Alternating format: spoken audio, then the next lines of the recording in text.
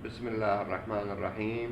الحمد لله رب العالمين وبه نستعين، والصلاة والسلام على سيد المرسلين محمد وعلى آله وصحبه أجمعين.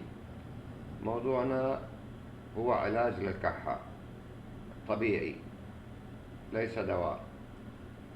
نأخذ 2 ملي لتر زنجبيل، 2 ملي لتر طحينة سائلة، 2 ملي لتر زيت سمسم، 2 ملي لتر زيت زيتون، ملعقة صغيرة حبة سوداء، وتخلط وتؤخذ ملعقة صغيرة على الريق وقبل النوم من أول مرة تحس بمفعولها. نسأل الله لكم إن شاء الله الشفاء الدائم، والسلام عليكم ورحمة الله وبركاته.